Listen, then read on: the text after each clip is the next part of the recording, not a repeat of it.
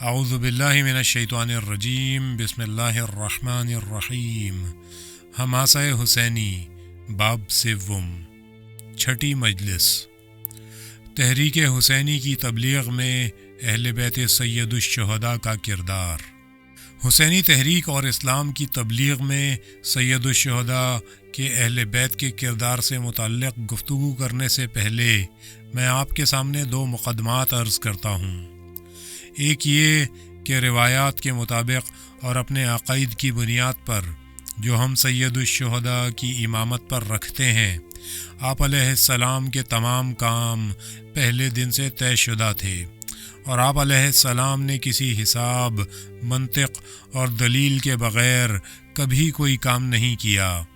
یعنی ہم یہ نہیں کہہ سکتے کہ فلاں واقعہ اتفاقاً پیش آ گیا، بلکہ جو کچھ ہوا وہ کسی قاعدے اور اصول کی روح سے ہوا، اور یہ بات نہ صرف تاریخی قرائن سے واضح ہے بلکہ منطق اور روایات کے لحاظ سے اور حضرت سید الشہداء علیہ السلام کی امامت پر ہمارے اعتقاد کی روح سے بھی اس کی تائید ہوتی ہے۔ ایک مسئلہ جس پر تاریخ میں بھی گفتگو ہوئی ہے اور جس کا اخبار اور احادیث میں بھی ذکر ہوا ہے کہ حضرت امام حسین علیہ السلام اس خطرناک سفر میں اپنے اہل بیت علیہ السلام کو کیوں ساتھ لے گئے۔ سبھی اس سفر کے خطرے کو بھانپ رہے تھے، یعنی یہ کوئی ایسی بات نہیں تھی جسے سمجھنے کے لیے کسی دانا و بینا شخص ہی کی ضرورت پڑے اور جو کسی عام آدمی کی سمجھ میں نہ آئے۔ اس لیے آپ کے سفر پر روانہ ہونے سے پہلے قریب وہ سب لوگ جو آپ کے پاس آئے اور جنہوں نے مشورہ دیا، انہوں نے یہی کہا کہ اہل بیت کو ہمراہ لے جانا مناسب نہیں ہے۔ یعنی انہوں نے اپنی عام سمجھ، حساب اور منطق کی روح سے حضرت امام حسین علیہ السلام اور ان کے خاندان کی جانوں کی حفاظت کی خاطر تقریباً متفقہ طور پر آپ سے کہہ دیا کہ آقا، خود آپ علیہ السلام کا جانا خطرناک اور نامناسب ہے، یعنی آپ کی جان خطرے میں ہے، اس پر اپنے اہل بیت کو بھی لے جانا چاہتے ہیں۔ حضرت امام حسین علیہ السلام نے جواب دیا، نہیں، مجھے لازم ہے کہ انہیں بھی ساتھ لے جاؤں۔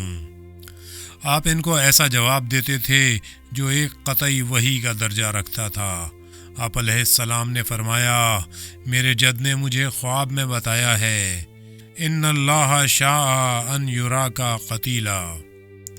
ان لوگوں نے کہا، اگر ایسا ہے تو پھر آپ اہل بیت اور بچوں کو ساتھ کیوں لے جا رہے ہیں؟ آپ نے جواب دیا، ان کے لیے بھی میرے جد نے فرمایا ہے، ان اللہ شاء ان یراہن سبایا۔ یہاں آپ کے سامنے ایک وضاحت پیش کرتا ہوں۔ ان دونوں جملوں کا کیا مطلب ہے؟ یہ مفہوم جو میں اب عرض کر رہا ہوں وہی معنی ہیں جنہیں وہ سب لوگ سمجھ رہے تھے جن سے جناب ابا عبداللہ علیہ السلام مخاطب تھے۔ وہ کوئی ایسا معمہ نہیں تھا جیسے آج کل کبھی کبھی زبانوں میں شائع ہوتے ہیں۔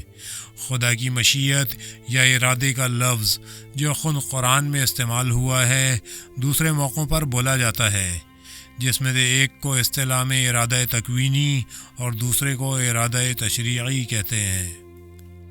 ارادہ تکوینی خدا کی قضاء و قدر کو کہتے ہیں۔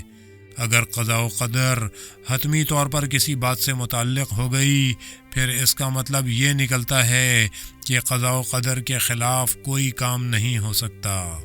ارادہ تشریعی کے معنی یہ ہیں کہ خدا اس طرح راضی ہے، خدا یہ چاہتا ہے، مثلاً جب روزے کے لیے کہتا ہے، یرید اللہ بکم الیسر ولا یرید بکم العسر، یا دوسرے موقع پر جو ظاہراً زکوٰۃ کا موقع ہے فرماتا ہے، یرید لیطہرکم۔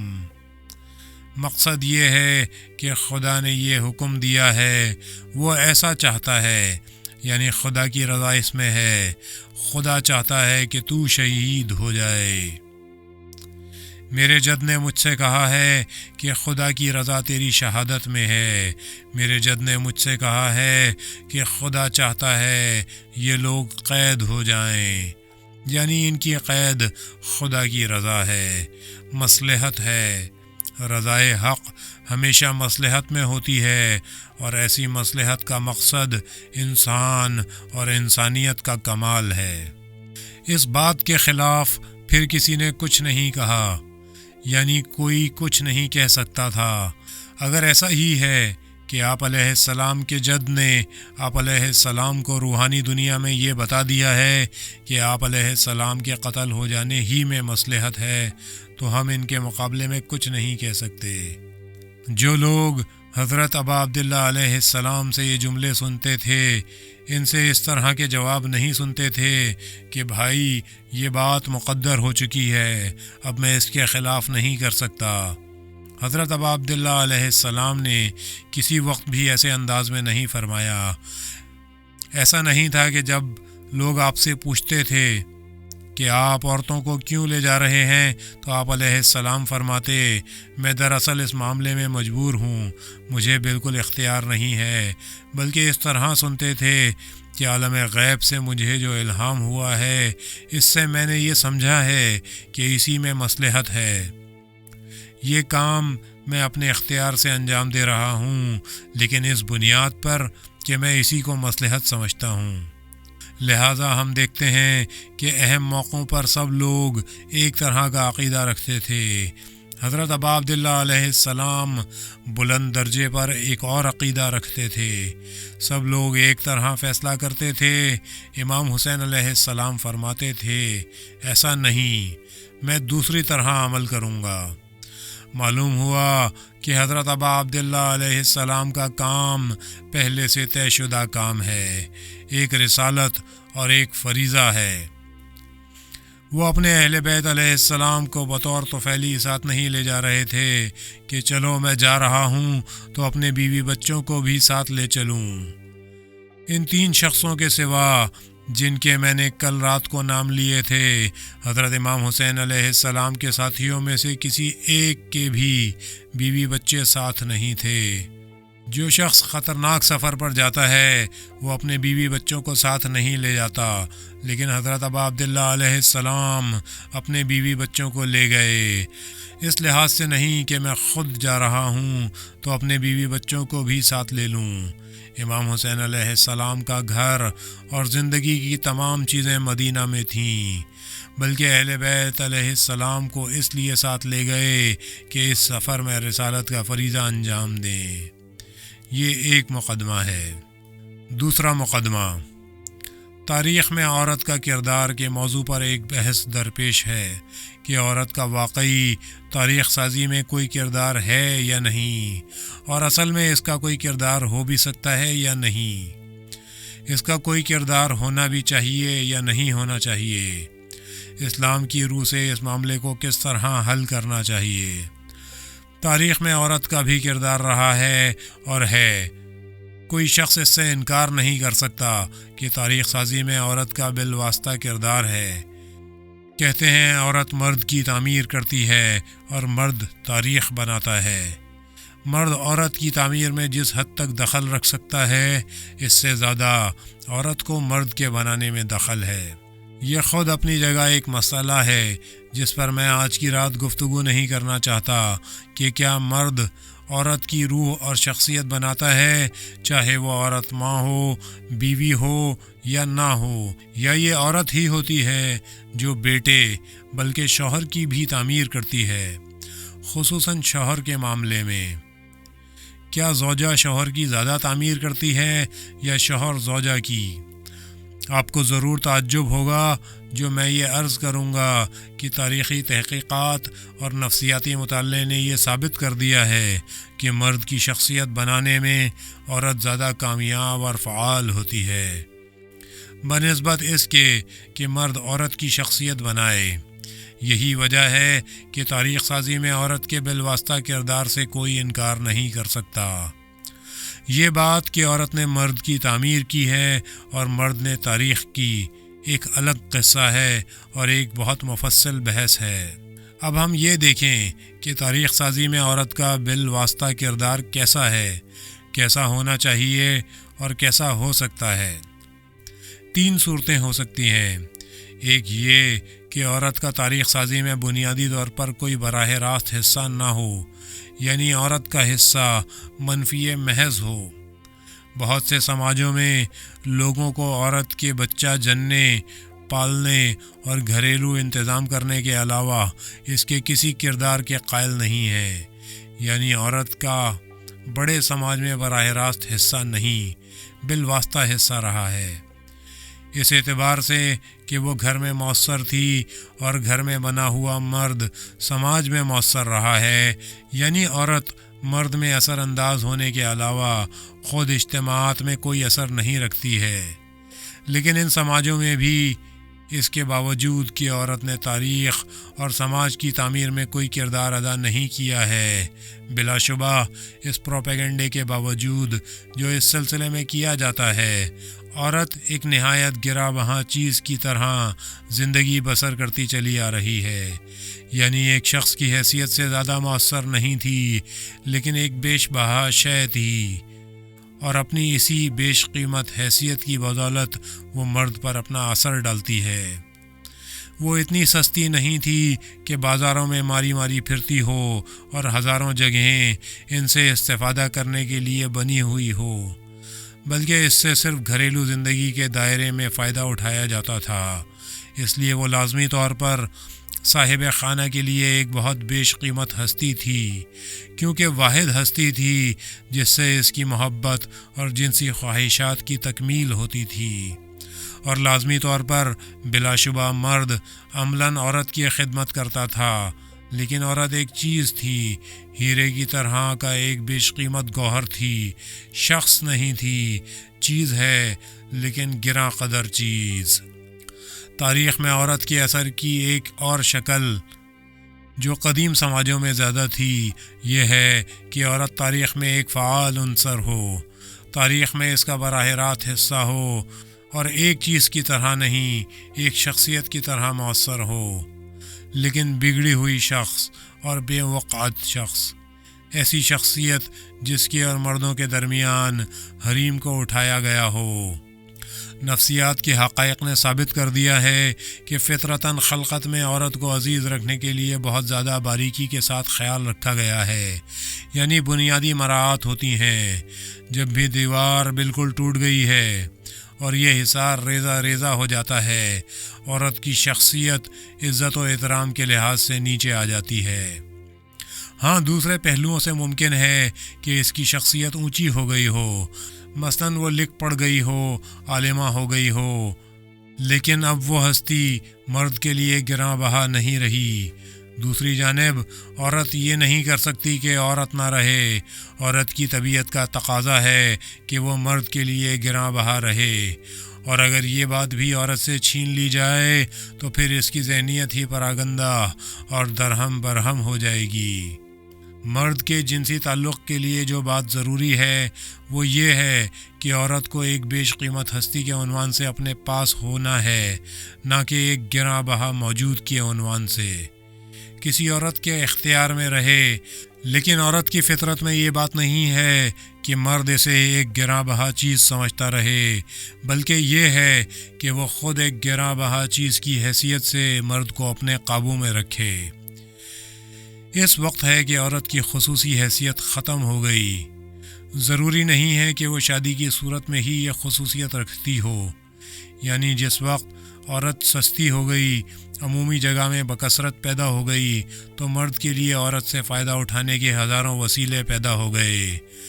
کوچہ و بازار عورتوں کی جلوہ گاہ بن گئے، جہاں وہ مرد کے سامنے اپنی نمائش کرے اور مرد اپنی آنکھیں سیکھ سکے، موسیقی کے ذریعے سے عورت کی آواز سن سکے، چھو سکے، اور زیادہ سے زیادہ عورت سے لطف اندوز ہو سکے۔ یہی وہ مقام ہے جہاں اس کی وہ قدر و منزلت ختم ہو جاتی ہے جو اسے مرد کی نظر میں رکھنا چاہیے، یعنی وہ پھر وہ قیمتی چیز نہیں رہتی۔ البتہ یہ ہو سکتا ہے کہ وہ پڑھ لکھ گئی ہو، تعلیم حاصل کر چکی ہو، استانی ہوئی ہو، کلاسیں چلاتی ہو، یا طبیب بن گئی ہو۔ وہ یہ سب کچھ کر سکتی ہے، لیکن ان حالات یعنی عورت کے سستے پن میں وہ قدر و قیمت جو عورت کی فطرت میں ہوتی ہے پھر باقی نہیں رہتی۔ حقیقت میں یہی وہ وقت ہوتا ہے جب عورت دوسرے الفاظ میں مردوں کے سماج کا کھلونا بن جاتی ہے، اور مردوں میں سے کسی ایک فرد کی نظر میں بھی اس کی وہ عزت اور حرمت باقی نہیں رہتی جو اس کے لیے ضروری ہے۔ یورپ کا معاشرہ اسی سمت میں جا رہا ہے، یعنی ایک طرف تو وہ براہ راست انسانی استعداد میں سے کچھ علم اور ارادے میں مدد دے کر عورت کو تشخص رکھنے والا گروہ بنا دیتا ہے، لیکن دوسری طرف اس کی قدر و منزلت ختم کر دیتا ہے۔ ایک تیسری شکل بھی ہوتی ہے، اور وہ یہ کہ عورت ایک گراں بہا شخصیت بن جائے، ایک شخصیت بھی ہو اور گراں بہا بھی، یعنی ایک طرف وہ روحانی اور معنوی شخصیت کی مالک ہو، روحانی اور انسانی کمالات سے واقفیت رکھتی ہو۔ علم اور واقفیت عورت کی شخصیت کا ایک ستون ہے۔ صاحب اختیار ہونا، ارادہ بلکہ پکا ارادہ رکھنا، بہادر ہونا، خلاق ہونا عورت کی شخصیت کا دوسرا ستون ہے۔ ایک اور ستون ہر انسان کی طرح عورت کی معنوی شخصیت بھی ہے۔ عبادت گزار ہونا، اپنے خدا سے براہ راست تعلق رکھنا، خدا کا فرما بردار ہونا، خدا سے اتنے اونچے درجے کے روحانی تعلقات رکھنا جیسے اونچے درجے کے انبیاء نے رکھے ہیں، ایسی باتیں ہیں جو عورت کو شخصیت عطا کرتی ہیں۔ دوسری طرف عورت سماج میں ذلیل نہ ہو، یعنی نہ بالکل الگ تھلگ ہی ہو، نہ شیر و شکر ہو، نہ علیحدگی، نہ آمیزش، بلکہ حریم۔ حریم عورت کی حد بندی اور مرد عورت کے میل جول میں حد بندی کا مسئلہ ہے۔ جب ہم اسلام کے متن کی طرف آتے ہیں تو دیکھتے ہیں کہ اسلام عورت کے لیے جو کچھ پسند کرتا ہے وہ عورت کا تشخص ہے اور اس کا گراں بہا ہونا ہے۔ اسی تشخص اور گراں بہائی کے سائے میں عفت کو معاشرے میں مستقر ملتا ہے، اذہان و افکار اور جانیں سلامت رہتی ہیں، معاشرے میں گھریلو زندگی سلامت رہتے ہیں اور کام میں پختگی آتی ہے۔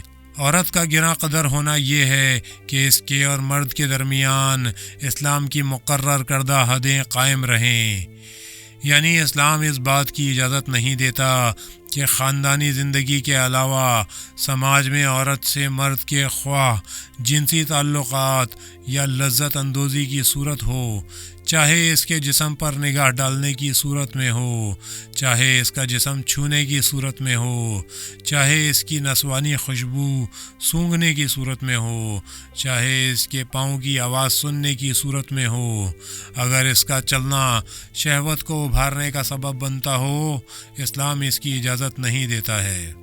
اور جب ہم پوچھیں کہ علم، اختیار، ارادہ، ایمان، عبادت، ہنر اور خلاقیت عورت میں کس طرح آئے گی، تو وہ جواب دے گا بالکل مرد کی طرح۔ شریعت نے کچھ چیزیں حرام کر دی ہیں جو عورت سے متعلق ہیں، اور جو چیزیں حرام نہیں کی ہیں وہ کسی پر بھی حرام نہیں کی ہیں۔ اسلام عورت کی شخصیت پر زور دیتا ہے، اس کی بےہودگی نہیں چاہتا۔ لہذا تاریخ اس لحاظ سے کہ اس کے بنانے میں صرف مرد کا دخل رہا ہو یا مرد اور عورت دونوں کا دخل رہا ہو، تین قسم کی ہو سکتی ہے۔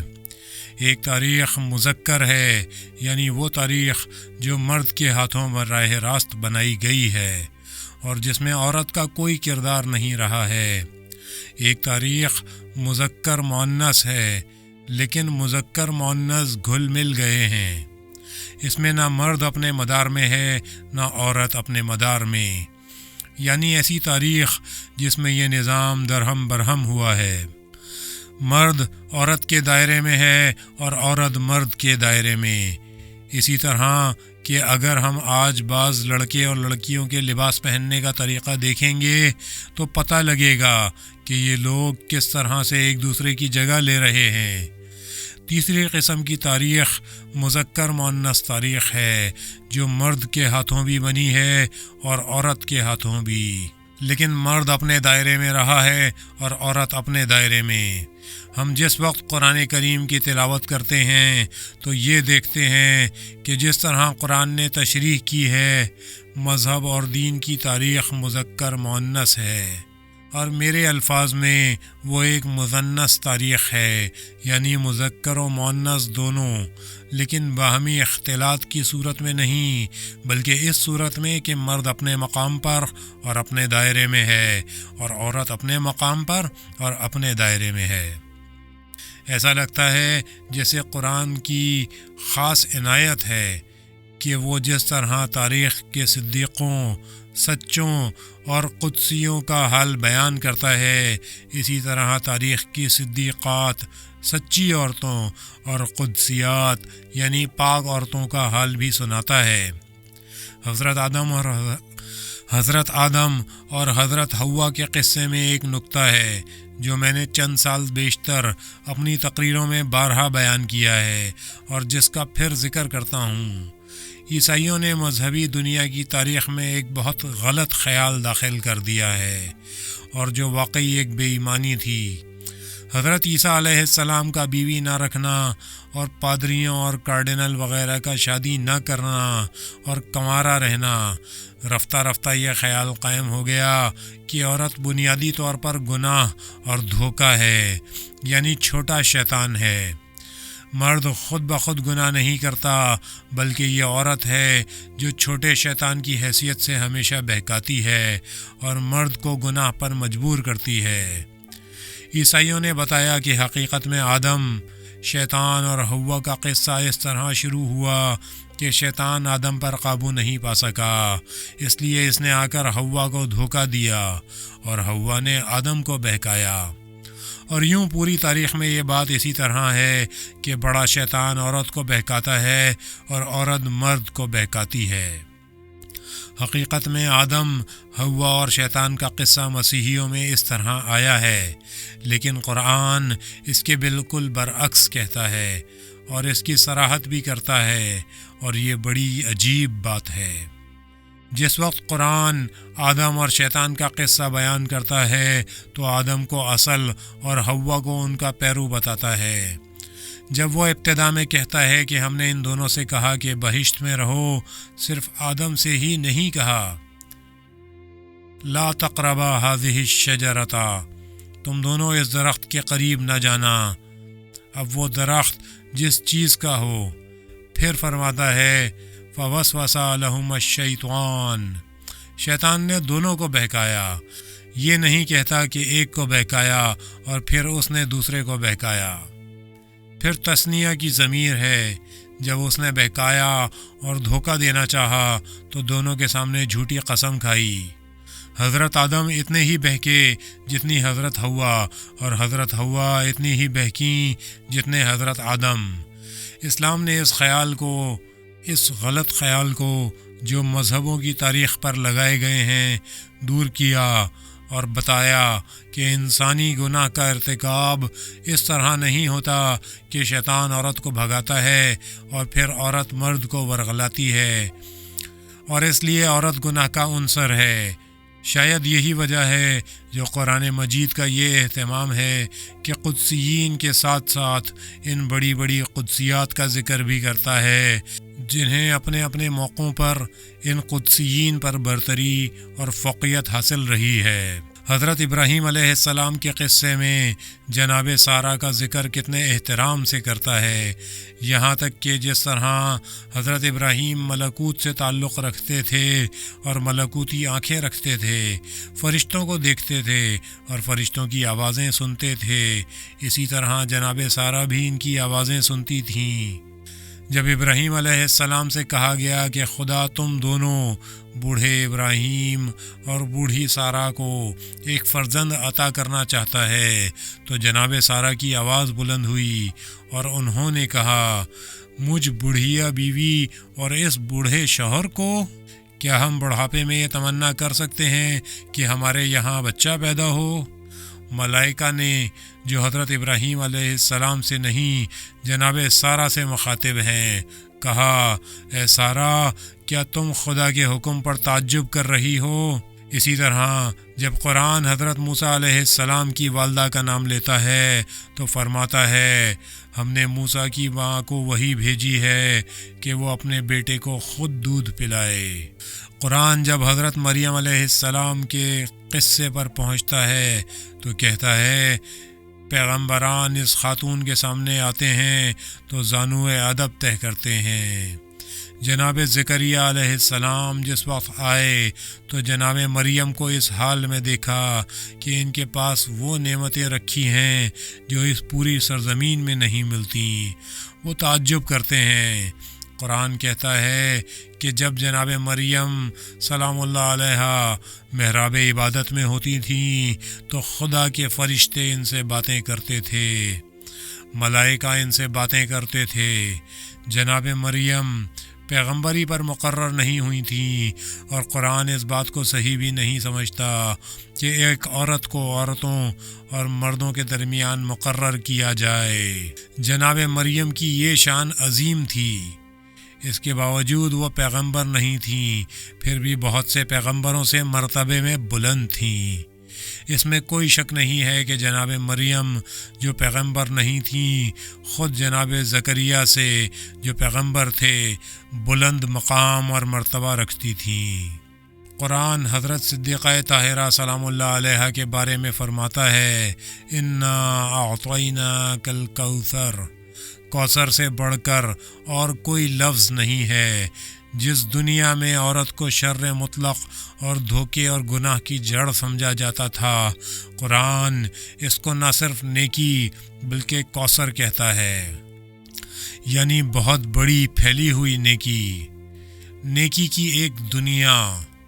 اب ہم تاریخ اسلام کی طرف آتے ہیں۔ سب سے پہلے دن دو انسان مسلمان ہوتے ہیں، حضرت علی اور جناب خدیجہ سلام اللہ علیہا، جن کا اسلام کی تاریخ بنانے میں اہم کردار ہے۔ اگر ان خاتون کا جو پیغمبر صلی اللہ علیہ وآلہ وسلم سے 15 سال بڑی تھیں ایثار نہ ہوتا تو کیا ظاہری اسباب کے نقطہ نظر سے پیغمبر صلی اللہ علیہ وآلہ وسلم اپنے کام میں کامیاب ہو سکتے تھے؟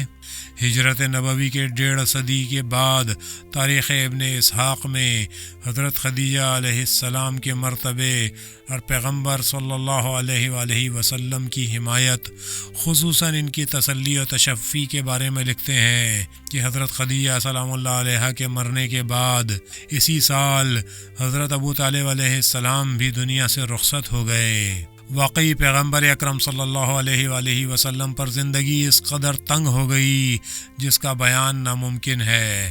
پیغمبر صلی اللہ علیہ وآلہ وسلم اپنی آخری عمر تک جب بھی جناب خدیجہ سلام اللہ علیہا کا نام لیتے تھے آپ صلی اللہ علیہ وآلہ وسلم کے آنسو جاری ہو جاتے تھے۔ جناب عائشہ کہتی تھیں کہ ایک بوڑھی عورت اس لائق تو نہیں تھی، کیا بات ہے۔ آپ صلی اللہ علیہ وآلہ وسلم فرماتے تھے تم سمجھتی ہو میں خدیجہ کی شکل و صورت کے لیے روتا ہوں؟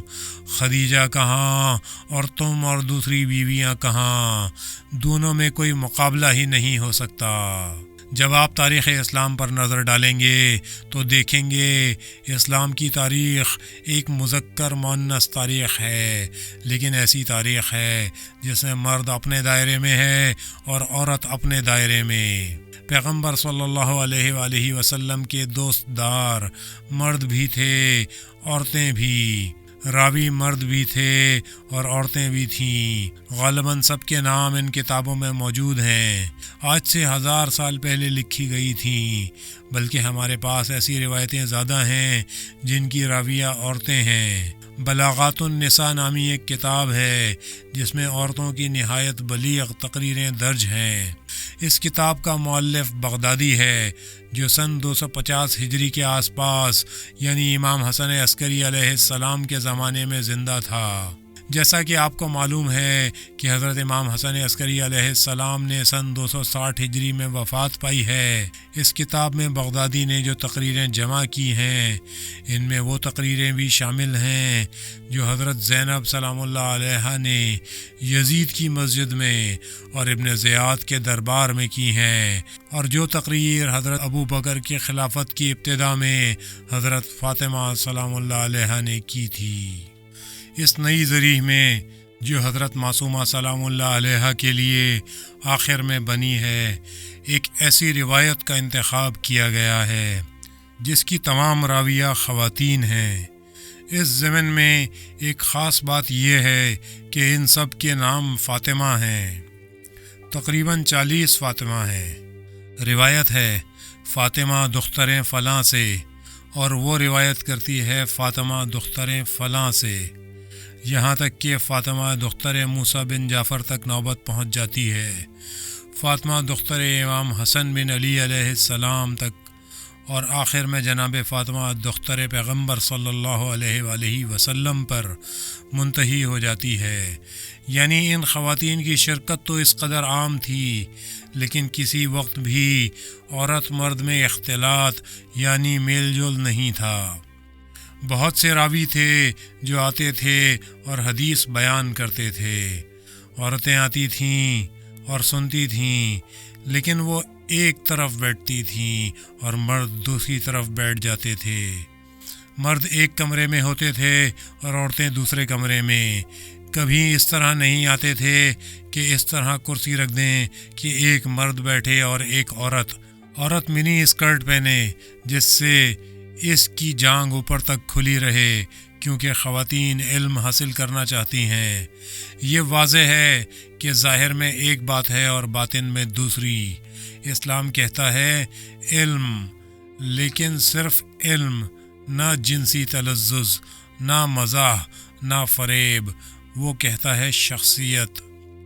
حضرت زہرا سلام اللہ علیہا اور حضرت علی علیہ السلام نے اپنی شادی کے بعد چاہا کہ گھر کے کام آپس میں بانٹ لیں، لیکن یہ اچھا سمجھا کہ اس کام میں پیغمبر صلی اللہ علیہ وآلہ وسلم بھی دخل دیں تاکہ لطف آئے۔ دونوں نے پیغمبر صلی اللہ علیہ وآلہ وسلم سے عرض کیا، یا رسول اللہ صلی اللہ علیہ وآلہ وسلم، ہم چاہتے ہیں کہ آپ یہ طے فرما دیں کہ اس گھر میں کون کون سے کام علی کریں اور کون سے کام فاطمہ۔ پیغمبر صلی اللہ علیہ وآلہ وسلم نے گھر کے باہر کے کام حضرت علی کے ذمے رکھے اور گھر کے اندر کے کام حضرت فاطمہ کے۔ جناب فاطمہ سلام اللہ علیہا کہتی ہیں کہ تم نہیں سمجھ سکتے کہ میرے والد نے جو باہر کے کاموں کا بوجھ میرے کندھوں سے اٹھا لیا، اس سے میں کس قدر خوش ہوئی۔ عالمہ خاتون یعنی یہ جو خاتون کوئی حرص نہیں رکھتی ہے وہ ایسی ہے۔ لیکن دیکھیے انہی زہرا کی شخصیت کس طرح کی ہے، ان کی استعداد میں کتنی پختگی اور ترقی پذیری ہے، ان کا علم کیسا ہے، ان کا ارادہ کیسا ہے، تقریر اور بلاغت کیسی ہے۔ جناب زہرا سلام اللہ علیہا جوانی میں ہی دنیا سے سدھار گئیں، اور اس زمانے میں ان کے دشمن زیادہ تھے، ان کی یادگار باتیں کم ہیں۔ البتہ خوش قسمتی سے ان کی ایک مفصل اور لمبی تقریر تقریباً 1 گھنٹے کی 18 سال کی عمر میں، یا جیسا کہ کہا گیا ہے زیادہ سے زیادہ 27 سالہ عمر کی باقی رہ گئی ہے، جس کی صرف شیعہ ہی روایت نہیں کرتے، بلکہ جیسا کہ میں نے عرض کیا ہے 3 صدی ہجری میں بغدادی نے یہ تقریر نقل کی ہے۔ یہ ایک تقریر ہی یہ دکھانے کے لیے کافی ہے کہ ایک مسلمان خاتون جو مرد سے اپنا تقدس بچاتی ہے اور جو مرد کو دکھانے کی خاطر آرائش نہیں کرتی، کس قدر معلومات رکھتی ہے اور سماج میں اس کی منزلت کتنی ہے۔ حضرت زہرا سلام اللہ علیہا کی تقریر میں توحید نہج البلاغہ کے پائے کی توحید ہے، یعنی ایسی سطح کی جو فلاسفہ کی دسترس میں نہیں۔ جب آپ سلام اللہ علیہ خدا کی ذات و صفات پر گفتگو کرتی ہیں تو یوں لگتا ہے جیسے آپ دنیا کے سب سے بڑے فلسفیوں کی سطح پر ہیں۔ ایسی تقریر بو علی سینا سے بھی نہیں بن پاتی۔ آپ یکایک احکام اسلام کے فلسفے کی طرف آتی ہیں تو فرماتی ہیں کہ خدا نے نماز کو اس لیے واجب کیا، روزے اس لیے واجب کیے، حج اس لیے فرض کیا، نیکی کے لیے حکم دینا اور بدی سے منع کرنا اس لیے واجب کیا، زکوٰۃ اس لیے واجب کی، وغیرہ وغیرہ۔ پھر آپ اسلام سے پہلے کی عرب قوم اور اس میں لائے ہوئے اسلام کی انقلاب کی قدر و قیمت جانچنے لگتی ہیں کہ تب عرب والوں ایسے تھے۔ ان کی اسلام سے پہلے کی مادی اور روحانی زندگی پر توجہ دلاتی ہیں اور ان کی مادی اور معنوی زندگی کو پیغمبر اسلام صلی اللہ علیہ وآلہ وسلم کی بدولت جو قدر و قیمت بڑھی اسے گوش گزار کرتی ہیں۔ پھر دلیل اور حجت کی منزل پر آ جاتی ہیں۔ مدینہ کی مسجد میں ہزاروں لوگ سامنے موجود ہیں لیکن آپ ممبر پر تشریف نہیں لے جاتی کہ معاذ اللہ اس سے خود نمائی ہوتی ہے۔ پیغمبر صلی اللہ علیہ وآلہ وسلم کا قاعدہ یہ تھا کہ خواتین الگ بیٹھتی تھیں اور مرد الگ، اور ان کے درمیان ایک اونچا پردہ تان دیا جاتا تھا۔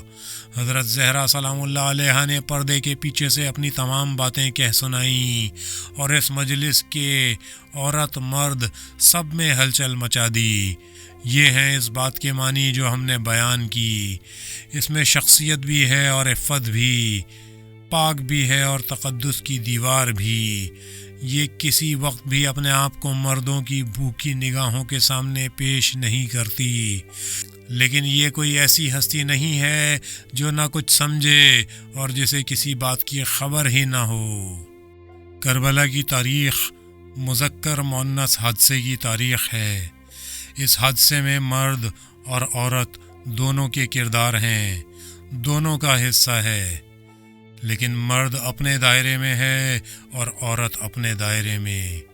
اسلام کا یہی تو معجزہ ہے، چاہے آج کی دنیا اسے مانے یا نہ مانے، مستقبل میں مانے گی۔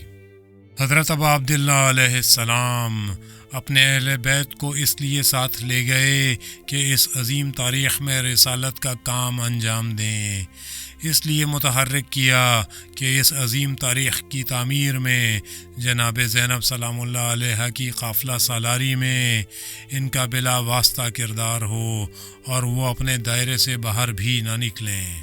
عاشور کے سہ پہر سے جناب زینب سلام اللہ علیہ نظر آنے لگتی ہیں۔ اس کے بعد سے ان کی ذمہ داری شروع ہو گئی۔ وہ قافلے کی سردار ہیں، کیونکہ اس وقت مرد صرف امام زین العابدین علیہ السلام ہیں جو سخت بیمار ہیں اور ایک تیماردار کے محتاج ہیں۔ یہاں تک کہ دشمنوں نے ابن زیاد کے عمومی حکم کے مطابق امام حسین علیہ السلام کی اولاد میں کوئی مرد باقی نہ رہ جائے چند بار حملہ کیا کہ امام زین العابدین علیہ السلام کو بھی قتل کر ڈالیں، لیکن پھر خود ہی کہنے لگے یہ خود ہی مر رہا ہے۔ چنانچہ یہ بھی خدا کی ایک حکمت اور مصلحت تھی کہ امام زین العابدین علیہ السلام اس طریقے سے زندہ بچ گئے اور حسین بن علی علیہ السلام کی پاک نسل باقی رہ گئی۔ جناب زینب سلام اللہ علیہ کا ایک کام امام زین العابدین علیہ السلام کی تیمارداری تھی۔ 11 محرم کو عصر کے وقت قیدی لائے گئے اور انہیں ایسی سواریوں، اونٹوں یا خچروں یا دونوں پر بٹھایا گیا جن کی کاٹھیاں لکڑی کی تھیں، اور یہ پابندی لگا دی گئی کہ قیدی کاٹھیوں پر کوئی کپڑا نہ ڈالیں تاکہ انہیں ایذا پہنچے۔ پھر اہل بیت علیہ السلام نے ایک خواہش ظاہر کی جو منظور ہو گئی۔ وہ خواہش یہ تھی، انہوں نے کہا تمہیں خدا کی قسم ہے ہمیں اس جگہ سے لے چلو، ہمیں حسین علیہ السلام کی قتل گاہ سے ہو کر گزارو، کیونکہ ہم اپنے عزیزوں کو آخری بار الوداع کر لیں۔ قیدیوں میں صرف امام زین العابدین علیہ السلام تھے جن کے پاؤں بیماری کی وجہ سے سواری کے پیٹ کے نیچے باندھ دیے گئے تھے، دوسرے قیدی سواریوں پر بندھے بیٹھے تھے۔ جب یہ لوگ قتل گاہ میں پہنچے تو انہوں نے بے اختیار اپنے آپ کو سواریوں سے زمین پر گرا دیا۔ زینب سلام اللہ علیہا حضرت ابا عبداللہ علیہ السلام کے جسم مقدس کے قریب پہنچی تو انہیں ایسی حالت میں پایا جس میں اس وقت تک نہیں دیکھا تھا۔ وہ حضرت کا بدن بے سر اور بے لباس کے دیکھتی ہیں، اس بدن کو مخاطب کر کے کہتی ہیں، ایسا دل سوز بین کرنے لگیں کہ سارے دشمن اور دوست رو دیے۔ امام حسین علیہ السلام کے سوگ کی مجلس پہلی بار جناب زینب سلام اللہ علیہا نے قائم کی، لیکن اس کے ساتھ ساتھ وہ اپنے فرائض سے بھی غافل نہیں ہیں۔ امام زین العابدین علیہ السلام کی تیمارداری ان کے ذمہ ہے۔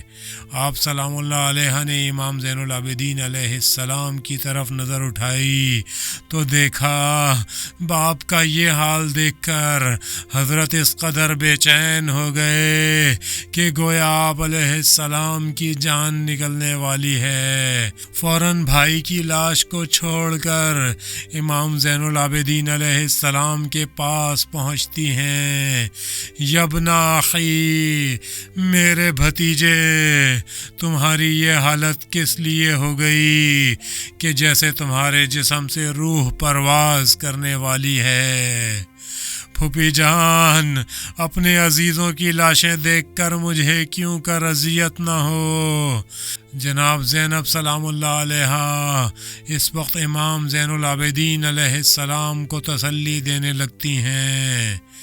جناب ام ایمن نہایت شان و شکوہ کی بیوی ہیں، جو ظاہر میں جناب خدیجہ کبریٰ کی لونڈی تھیں، بعد میں آزاد ہو گئیں، لیکن پیغمبر صلی اللہ علیہ وآلہ وسلم کے گھر میں ہی رہنے لگی تھیں۔ پیغمبر صلی اللہ علیہ وآلہ وسلم ان کی بہت عزت کرتے تھے۔ یہ ایسی ہستی ہیں جو پیغمبر صلی اللہ علیہ وآلہ وسلم کی حدیث بیان کرتی ہیں۔ یہ ضعیفہ برسوں پیغمبر صلی اللہ علیہ وآلہ وسلم کے گھر میں رہی تھیں۔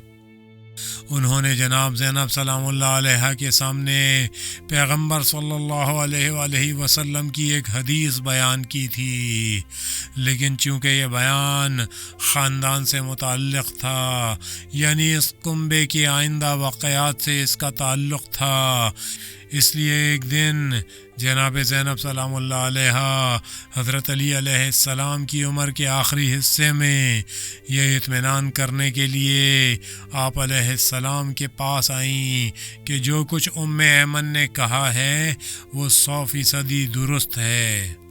بابا جان، میں نے ام ایمن سے یہ حدیث سنی ہے، میں یہ حدیث ایک بار آپ سے بھی سننا چاہتی ہوں تاکہ تصدیق ہو جائے کہ یہ صحیح ہے۔ آپ نے پوری حدیث بیان کی۔ آپ کے والد یعنی حضرت علی علیہ السلام نے تائید کی اور فرمایا ام ایمن کا کہنا سچ ہے، یہ بات صحیح ہے۔ جناب زینب سلام اللہ علیہ اس وقت ان حالات میں یہی حدیث امام زین العابدین علیہ السلام کے سامنے بیان فرماتی ہیں۔ اس حدیث میں یہ ہے کہ اس واقعے میں ایک نقطہ پوشیدہ ہے، تم ان حالات میں یہ نہ سمجھ لینا کہ امام حسین علیہ السلام مارے گئے اور ختم ہو گئے۔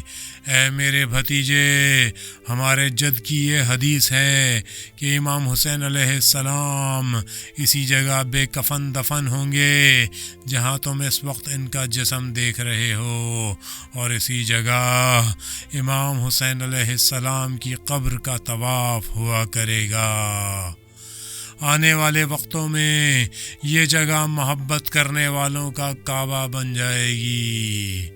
امام زین العابدین علیہ السلام کے سامنے جناب زینب سلام اللہ علیہا روایت کرتی ہیں، یہی 11 تاریخ تھی کہ ظہر کے بعد عمر ابن سعد اپنے سپاہیوں کی لاشیں دفنانے کے لیے وہیں رہ گیا، لیکن حضرت ابا عبداللہ علیہ السلام کے صحابیوں کی لاشیں اسی طرح پڑی رہ گئیں۔